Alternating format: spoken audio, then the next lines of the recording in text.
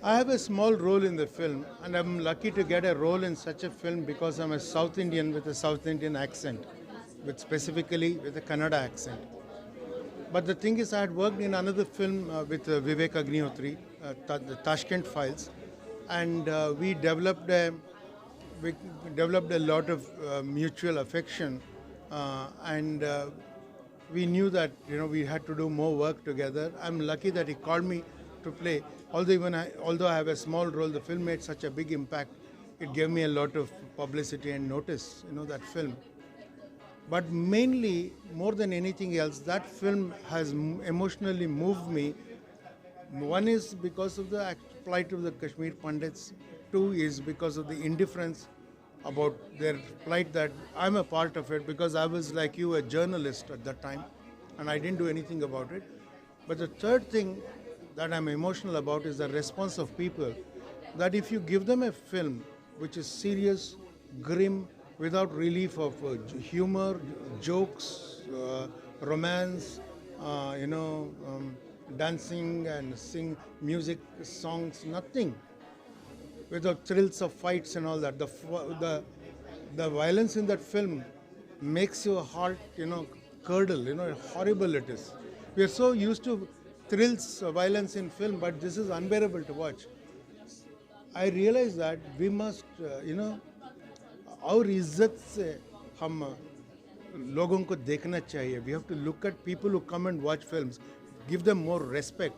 They deserve better cinema, better storytelling from us, and it is a responsibility of people in the industry to take them seriously and not do just rubbish. You do entertainment, nobody is stopping you, but don't say that they will not watch serious cinema. What is the good reviews that you received after the release of the film from the audience? Or what is the See, my second daughter, who is, she's also an actor, we're all theatre people. Her review is a very important one. I'll tell you small, like that's how people respond. She said she was crying because in spite of going through all this, look at how Kashmiris say, Mera Bharat, Bharat Mata ki Jai. Look at how they say. That is the big thing for me. That's a review. If that film makes you look at Kashmiri Pandits as, our own, that is the biggest review for me. any wish to work in such movies, because there are lots of things that Delhi riots are there and all the movies, because it's hard hitting. It's not that I want to work alone. Somehow I get only such roles. The bulk of the roles I do. Even Airlift, was that. I'm going to do another film, with Akshay ji, now, and even that is based on a real life story. I can't reveal it. Let them do it, But I somehow seem to get only stories based on news incidents or his near history. I'm very lucky. That's what I like also. So yeah. समाज के लिए अच्छी बात नहीं है और इस पे कोई एक रोक आनी चाहिए, है ना. दो तरीके से रोक आ सकती है. एक तो जो समाज में अच्छे विचार फैलाते हैं, जो लोग NGOs होते हैं, कई लोग ऐसे हैं, वो एक जवाबदारी लें अपने हाथ में ले लें कि भाई लोगों को एजुकेट करें, है ना. और दूसरा सरकार का भी रोल हो सकता है इसमें. लेकिन ये जो हेट्रेड फैलाई जाती है, जैसे कि एक फ़ोटो उठा के डाल दिया अंदर, है ना. अब फोटो सही है लेकिन वो पूरी पिक्चर रिफ्लेक्ट नहीं कर रहा है, समझो आप, तो वो तो अच्छी बात नहीं है ना. सर आपका क्योंकि देश का लक्ष्य क्या है. हमारे देश का लक्ष्य है कि हमारे देश के पास जबरदस्त ताकत है.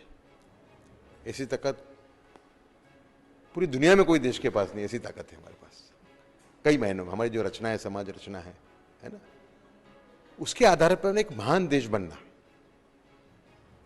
देश का लक्ष्य क्या है. आज की जो सुपर पावर है, अमेरिका है, चाइना है, क्या करते हैं वो छोटे देश जो होते हैं, अफ्रीका है, अफ्रीका के अंदर उनको इकोनॉमिकली और मिलिट्रीली एक्सप्लॉइट करते हैं. समाज के जो ऐसे वर्ग हैं जो चाहते हैं कि भारत आगे बढ़े, वो और सरकार में जो लोग बैठे हैं, लोग दोनों मिलकर एक ऐसा प्रयत्न करें जिसमें ये हेट्रेड वाला जो मामला है वो कंट्रोल में आए. तो ये जो मूवमेंट है, इसने मैंने 2018 में शुरू की थी क्योंकि मैं खुद गवर्नमेंट स्कूल में पढ़ा हूँ। तो जब मेरे माँ के कॉल आए, जो जिस स्कूल में मैं पढ़ा था वो स्कूल का बिल्डिंग चाहिए, उसमें कुछ टीचर का सैलरी चाहिए, और मैंने कुछ लोगों को मिला जो गवर्नमेंट स्कूल के इम्प्रूवमेंट के लिए काम करते थे। तो मुझे ऐसा लगा कि ये मेरा जिम्मेदारी बनता है, क्योंकि मैं जिस गवर्नमेंट स्कूल में पढ़ा हूँ वो स्कूल में जाके कुछ करना है। तो इसलिए मैंने पहले मेरे स्कूल को ले लिया और मेरे स्कूल में कुछ बिल्डिंग बनाए, कुछ टीचर को सैलरी दी, कंप्यूटर लैब बनाए। उसके बाद मुझे देखना था कि जो मेरे स्टेट है, मैं कर्नाटका से आता हूँ, मेरे स्टेट में 50,000 गवर्नमेंट स्कूल थे और वो स्कूल का हालत क्या है मुझे देखना था। मैंने बहुत सारे जगह गया और गांव गया, उधर गवर्नमेंट स्कूल का हालत देखा और मुझे लगा कि अरे भाई, जो शिक्षा है, अगर गरीबी हटाना चाहते हो तो शिक्षा देना पड़ेगा। गरीब को अगर 1 दिन का पैसा 2 दिन का पैसे से काम नहीं होगा। अगर आपके पास लॉन्ग टर्म विजन होता, अगर आपको भविष्य में अच्छा देश बनाना है, भविष्य में एक समर्थ भारत बनाना है, तो समर्थ लोगों की जो खड़े करना है, इसलिए शिक्षा होना चाहिए। तो शिक्षा होने के लिए बहुत सारे लोग प्राइवेट स्कूल में फीस को अफोर्ड नहीं कर सकते, इसलिए गवर्नमेंट स्कूल का अच्छा गवर्नमेंट स्कूल और क्वालिटी एजुकेशन देना सरकार का जिम्मेदारी होता है।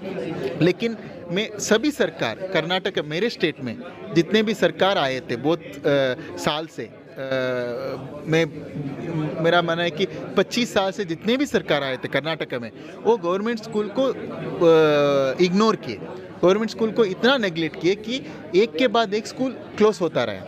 तो जब वो स्कूल क्लोज होता रहा, मुझे लगा कि अरे, अगर पूरे गवर्नमेंट स्कूल क्लोज होते, सरकार का एक ही जिम्मेदारी है कि शिक्षा देना, हर प्रजा को शिक्षित करना सरकार का बहुत बड़ा जिम्मेदारी होता है। आज आप जैसे 15,000 लोगों को एड्रेस करने वाले, आप उनको किस तरह का मैसेज देंगे अबाउट स्टडीज़ एंड एजुकेशन? मेरा ये मानना है कि अगर आपको ज़िंदगी में कुछ भी करना है, शिक्षा होना चाहिए। Education is the single most powerful tool which can lift people out of poverty and which can elevate anybody. And Gujarat government is also focusing on government school about English medium. So how you see about that? So first thing is that everybody wants to learn English because there is a feeling that you need to know English to be competitive in the world, right? So there's no one to blame for this, correct? So I believe that I have gone to many of the countries, and a lot of countries in Europe, even in China or Japan, they study in their local language, but schools are in English medium. How you see that? Yeah, no, it's needed because whatever is needed for people to thrive, what I call that, you have to learn the need, correct? So what is that? Those are the technical education needed for you to build the skill for the 21st century, so that you can be relevant, you can earn your livelihood, you can get good job or whatever the business you want to do. But if that language can help you do it, learn. Everybody must learn. जी देखिए, जब भी कोई चीज़ नई आती है तो उसको हम कंपटीशन की तरह देखते हैं। जब तक हमको पूरी तरह समझ ना आ जाए वो ऐसा चैलेंजिंग लगता है, मगर जैसे जैसे फिल्म मेकर्स और कंफर्टेबल हो रहे हैं फॉर्मेट के साथ, और जैसे जैसे ऑडियंसेस मोर कंफर्टेबल हो रही हैं, वो लाइन मर्ज हो रही है। आपको अब पता है कि जो स्टार्स आप बड़े स्क्रीन पे देखते हैं, वो चीज़ें कर रहे हैं जो OTT पे भी आएंगी। तो आई थिंक वो जो लाइन है वो तो मर्ज होएगी, मगर ये कहना गलत होगा कि पिक्चरें छोटी हो जाएंगी या पिक्चरों को इतना समय नहीं मिलेगा। पिक्चरों का देखने का मज़ा अलग है और घर पे बैठने देखने का मज़ा अलग है। ये खुशी की बात यह है कि इंडस्ट्री बड़ी हो रही है as a whole, creators, artist, उनके लिए ऑप्शंस, उनके लिए अपॉर्चुनिटीज़ और बढ़ रही हैं। तो मेरे ख्याल से वो एक बहुत अच्छी चीज़ है और उसके लिए मैं बहुत एक्साइटेड हूँ। સબસ્ક્રાઇબ કરો ફેક્ટ ફંડ ન્યૂઝ ચેનલને અને YouTube ઉપર બેલ આઇકન દબાવી સમાચારોની તમામ અપડેટ મેળવો।